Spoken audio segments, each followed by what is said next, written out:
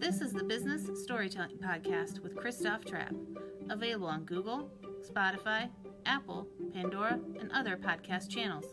Want to play it on your iPhone? Just ask Siri to play the Christoph Trapp Business Storytelling Podcast, also available on Alexa. Here's Christoph with today's episode. Hey, business storytellers, how's everyone doing? Thanks for joining me. Special episode here. I need to click a couple buttons. 1, 2, 3. 1, 2, 3. Seems like it's fixed now. It's always something, right? When it comes to live streams, we're going to mute this here. 1, 2, 3. Okay, let's talk about the customer journey, especially in B2B. And next week, right around the same time, we have a session coming up sponsored by Web Insights. The link is in the description of this post. I hope to see you there. I don't know if you guys can hear this. There's still a little bit of background noise, and I don't know why. 1, 2, 3, 4, 5. I don't know why it's there. So winning today when it comes to technology, but I might be able to do it. You guys let me know in the comments if it sounds too horrible. So the B2B customer journey, interesting topic in my opinion, because I don't think it's as linear as many of us would like it. And that can be a problem, right? The problem can be we haven't figured out, we know how people are converting. We know what they're clicking on. We know what's working. We know what messaging is working until it's not. Something changes. COVID hits. I mean, I think a lot of us have experienced that firsthand, how affected our businesses. So certainly expect things like that are something to keep in mind. But when I'm thinking of my own buying experience as a B2B buyer, not B2C, even B2C though, it's getting more and more complicated, to an extent. So as you can see, I'm a Washington football fan, and I buy stuff all the time. I see remarketing ads. Every once in a while, my wife will say, how many more hats or shirts do you need? So there's a little bit of a buying committee there even, for a $30 purchase, but $30 purchases add up. But the other thing we're seeing more and more in B2B buying, there's committees. It's not just one person. So when people talk about, this whole thing about, we're reaching the CEO or the CMO or whomever, they're talking to other people. Yes, they might have the power to over the budget, or they might have the power to do something with whatever is being purchased. But at the end of the day, it's not as simple anymore because good leaders understand that they need other people to help them. And so they will get their input, and that has an effect on the buyer journey, especially in B2B. So I'll give you an example. If I'm buying a piece of software and I don't get buy-in from my team, which means they're not going to use it. So now what? What's going to happen? I'm wasting a bunch of money because I bought a piece of equipment or software and they're not using it. So it's really, really important to keep that top of mind. Who do you have to get involved?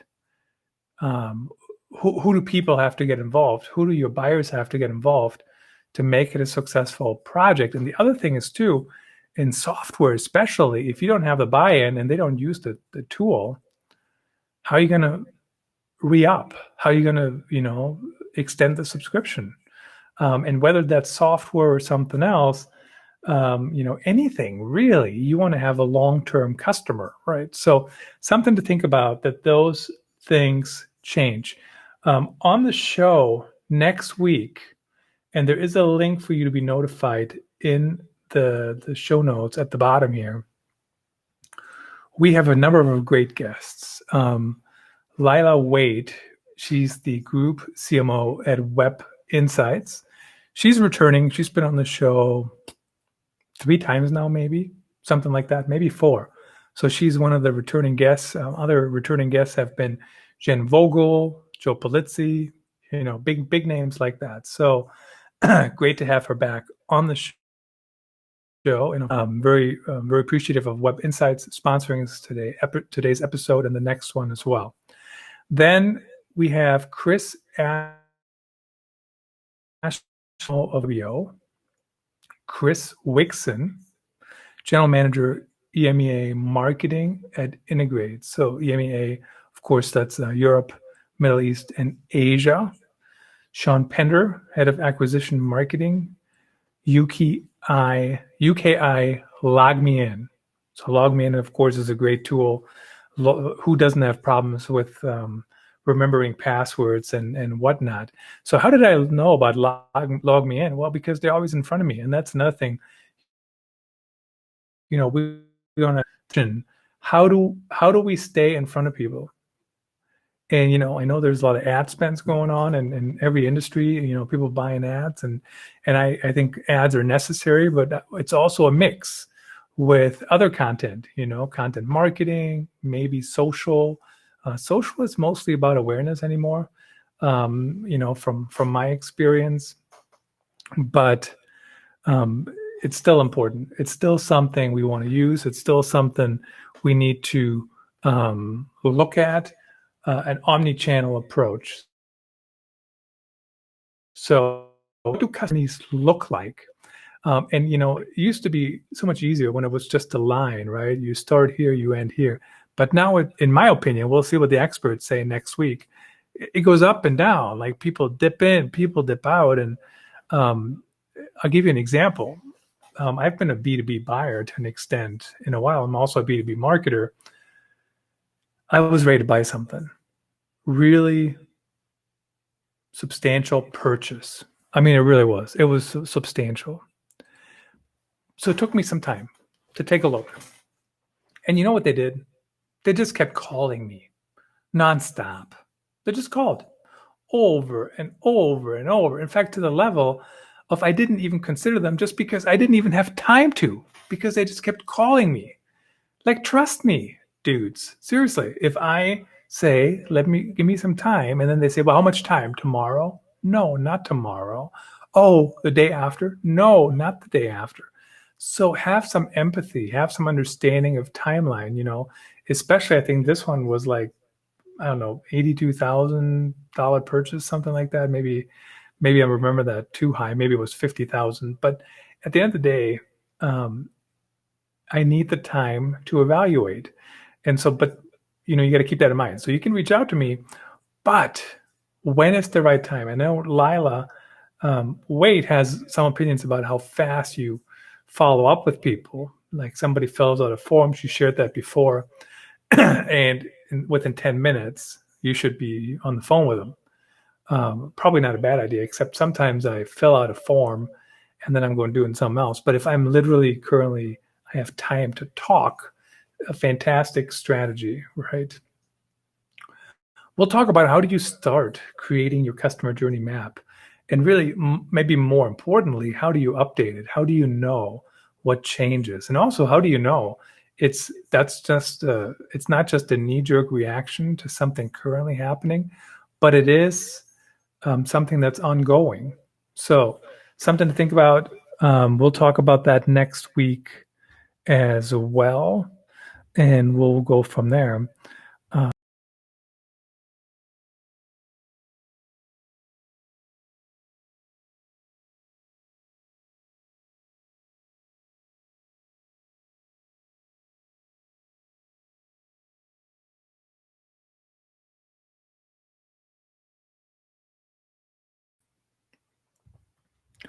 That is the beauty of technology. And I don't know what I did differently. I don't know what I did wrong, but the echo is now gone. So, boom, fixed. The other thing we'll talk about is how do you move customers along? And this is interesting because calling me over and over is not moving me along. if it's just checking in, and then they use local phone numbers. And I know they're not local. Like, why is it a local phone number? Yes, I might answer it, but probably not. Like, seriously, I really only answer phone calls from people that are in my phone. So something to think about on how you can do that. But I'm obviously going to talk about content. I'm obviously going to talk about how to have an omni-channel approach. I'm going to talk about some of those things. The other experts, not sure what they're going to talk about yet, but I'm sure it's going to be an interesting discussion. I'm sure it's going to be eye-opening. They're going to share things that are worth listening to. So I hope you can join us. We'll take your questions as well, of course. But moving customers along is interesting, right? Because how do you get stuff done? Sometimes you have to push, but sometimes you have to be much more gentle, right? So Sarah, what's Sarah's last name again? Sarah, I don't remember her name. She wrote Gentle Marketing, and she has a podcast also with the same name, Gentle Marketing. So I do agree with that concept a little, to an extent, that you want to be gentle and relevant and stay in front of people whenever you can. And that's an important thing, of course, when it comes to moving people along in your journey, in the journey map. We'll also talk about how do you determine when you lose people? And this is an interesting thing. So if I was a company, and let's stick with the example I just talked about, and I tell you that I would have picked you, but I'm not picking you because you're too pushy. You're just in my face too much. Maybe they would change their strategy, or maybe they won't because it's working really well on, overall. So every once in a while you got somebody complaining, but you actually have, hundreds of people signing deals. So probably not going to change by one person, but it's something to keep in mind. If you lose a bunch of people, on the second phone call because you're just calling too quickly, maybe put a little bit of time between the calls. Maybe put a little time between the emails. Maybe work on your messaging. Like when people call me and say, just wanted to check in, guys, my wife doesn't even do that. My wife doesn't even text me and says, just checking in. Like she doesn't. Well, I guess she does sometimes if I had something, I had a biopsy. That's why I'm not wearing a hat today on my head. And, she might check in on me now, but not in general. Not, it has to be relevant. So that's a really good segue into how do you follow up. And you got to follow up in a way that's meaningful, that's useful, that's relevant. And it's not just, hey, I'm checking in. It's the end of the quarter. Could we sign this today? Because it's all about me now, right? The salesperson or even the marketing person, if it's, a little up higher in the funnel. So we need to think about that. How do we find the right tone? How do we find the right cadence? How do we find the right everything to make it an experience that works for the buyer? And then at the end of the day, you have to have a product that works. And I've been there. I've seen it. Fantastic marketing. And then you get the product and the product sucks. Horrible experience. And on the flip side, that makes me think about that I can actually, I can do really good marketing for an average product and it can own the market. Now, in a perfect world, we want to have great marketing and then we want to have fantastic products. So just something to keep in mind that all those things go together and that they do all help in the buyer journey. And the other thing I want to mention briefly is, yes, I'm a marketing guy. Yes, we're going to talk about bringing in new leads, new customers, but don't forget about the existing customers. How do you nurture them? What does their customer journey look like once they are a customer? Now, I know that sometimes customer success or customer support or client relationships or whatever, relationship management. But at the end of the day, we need to make sure that we understand the experience our customers go through. So we'll talk about that. When do you lose customers is an important piece. And then how do we create personal experiences in our customer journeys? That's a good one, because like right now, everybody gets the same podcast, right? Like, how do we personalize that? No, we probably can't today. But if I'm doing an email campaign or ad campaign or even a content campaign, we personalize that experience for you based on who you are, based on what your needs are, based on what you're looking for.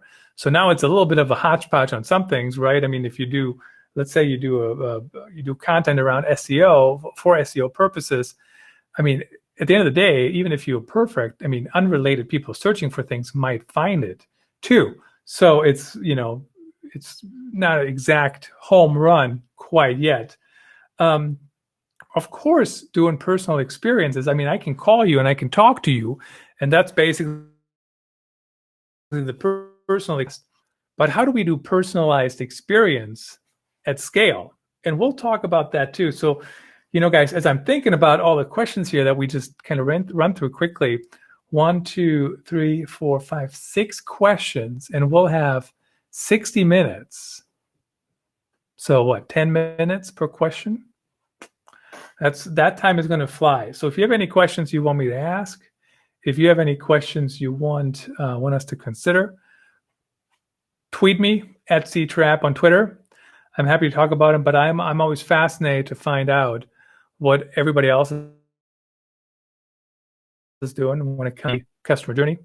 What are their thoughts? What are they using? Web Insights, of course, is one tool that you can take a look at. Basically, it identifies your website visitors, and then you can follow up. And there is an article on authenticstorytelling.net, I believe, that talks about that concept. So yeah, check them out. I hope to see you next week when we're talking here. The whole crew, as I mentioned earlier, it is a good group of people. 1, 2, 3, 4 people, I think. I thought that maybe there was one more, maybe not. 4 experts are joining me. And of course, as you know, I will always share my own thoughts as well, because why not? Why wouldn't I, right? We're having a conversation, we're learning together, we're growing together. And that's the other thing I think that's important to keep in mind when it comes to any journey mapping. It does change. Things evolve, right? And I don't know if that was a thing back in the day, 30 years ago, 20 years ago, that they changed so often. I'm not that old, but it certainly seems to me that all these things are continuously evolving. Things are happening. Things are, moving forward. Customers have different preferences. Customers use different devices. I mean, I would have never thought about me using voice devices for work. And I use them for work all the time now. Every time I have to do math, I just ask, one of them. I'm not going to say her name because I don't want her to go off. Other things, like I want to test something. I tested using a voice device. I want to, whatever. Like, there's all these different things happening. There's a lot of change happening. And then on top of that, there's more and more competition in every industry, and I mean, look at, let's think about the live streaming industry. As you guys know, my latest book just came out, Going Live. And basically, I think it's a differentiator to go live with your content, but more and more people are doing it now. So it's also kind of a, double-edged sword, right? Because I'm going live. It's been a differentiator for me.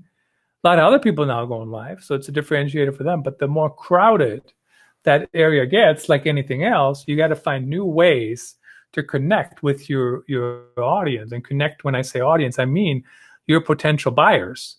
And right now, I think going live is one way. Sharing your knowledge is another. And you got to keep in mind, what are people searching for?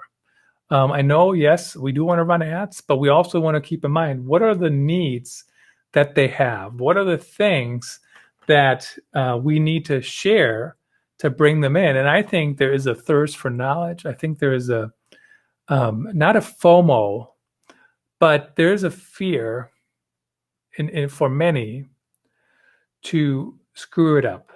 And honestly, I got the same thing sometimes, depending on what it is. But also, like, is this not going to work? Early on the show, the audio, I don't know if it was working for you guys, but the echo just gave me a headache. And I'm a very, audio leaning person to begin with. But basically, I mean, I couldn't do it. Like, we had to fix it. Do you know what I mean? Oh my God, now I'm screwing up this podcast, this live stream. But at the end of the day, we just need to roll with it. And we need to, do the best we can. And I think part of that includes having the best knowledge around our prospects, understanding what their journey is, understanding what they do, understanding what's happening. So just something to keep in mind. I think that's important to do. But as the marketer or the salesperson towards that B2B buyer group, keep that in mind, that there is that fear, there is the pressure, there are all those different things, that that people are worried about, that people have anxiety around. And I think that is a thing. If you have a product or service that can help them, don't fearmonger necessarily, but help them out. Be helpful. And the way you do that is you're in front of them at all the different stages of the customer journey. I'm not a customer journey mapping expert, so we're going to dive into that a little bit more later on the next show with my 4 experts. I think they're all based in Europe. I'm not sure, but Lilah is, and of course, Chris Wickson probably is, because he's EMEA marketing at Integrate. So it's going to be like 10 o'clock Central, I think, Thursday, 10 a.m. Good time zone, good time for most every time zone, a little early for the Pacific in the US. But basically, we want to be there when our customers are looking for us. And, here's the thing. B2B buyers are people too. So if you're going to at me about this whole thing about, they're different, B2B is different, B2B is different. Everything is different. But they're still people. So you have to understand what's the journey that they're going through, what's the map they're going through, what's changing, what are their problems. And I know a lot of people say that that's kind of very super high level. So we'll dive into that next week. 60 packed minutes. I'm going to try to get going right away. Hopefully there's no audio issues next week. And, let's be relevant to our B2B audience. Let's stay in front of them. And there's no such thing as too much content. Not a thing. When people complain about too much content? When it sucks. When it's irrelevant. Like, my daughters have never, ever said to me, we don't want to watch another movie. We don't want to go on the iPad and watch another YouTube video. We don't want to do whatever, something like that. That's because the content is engaging. So if people complain you're pushing out too much content, maybe a little bit, depending what it is. Like, I tweet 80,000 times a day. So I can see that sometimes. But if everything you push out, everything that people find about you is relevant to them, they're not going to complain. They're not going to say, oh my goodness, too much content. That's not a thing. It doesn't happen that way. Take my word for it, and let's learn more together next week on the live stream. Make sure you register so you get reminded. The link is in the show notes. And I will see you guys next week, right around this time, maybe a little earlier. I'm Christoph Trapp. Thanks again to Web Insights for supporting today's episode and next week's conversation.